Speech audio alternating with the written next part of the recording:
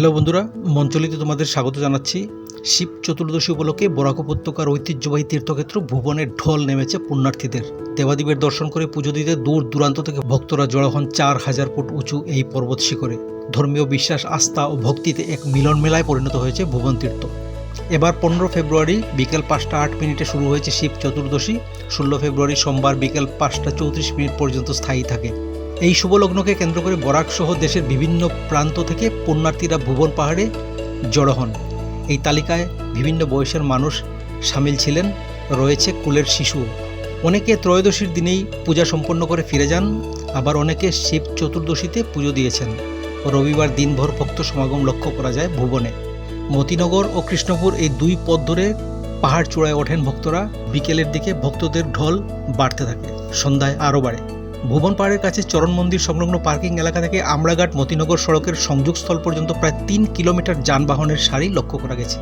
যানবাহন নিয়ন্ত্রণে প্রশাসনকে অনেক বেগ পেতে হয়েছে। অন্যবারের মতো এবারও প্রশাসন আগে থেকেই রুট ম্যাপ তৈরি করে ভক্তদের নিরাপত্তায় একাধিক পদক্ষেপ করা হয়। স্থানে স্থানে পুলিশ ও নিরাপত্তা কর্মীদের কড়া নজরদারি ছিল। মদ্যপ অবস্থায় কাউকেই ভুবনে যাওয়ার অনুমতি দেওয়া হয়নি। বাজেয়াপ্ত করা হয়েছে একাধিক মদের বোতল।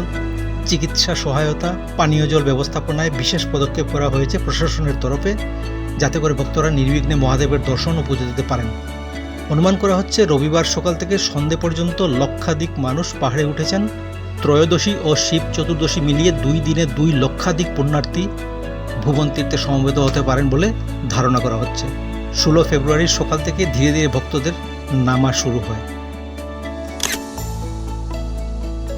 এদিকে শিব চতুর্দশী উপলক্ষে শিলচর শহরের প্রতিটি শিব মন্দিরকেও সাজিয়ে তোলা হয়। সকাল থেকেই শহরের বিভিন্ন মন্দিরে ভক্তদের উপচে পড়া ভিড় পরিলক্ষিত হয়েছে। ভক্তরা জল দিয়ে শিবলিঙ্গে অভিষেক সম্পন্ন করেন, শিবের চরণে পুষ্পাঞ্জলি অর্পণ করেন তারা। উলুধ্বনি ও শঙ্খধ্বনিতে মুখরিত হয়ে ওঠে মন্দির প্রাঙ্গণ।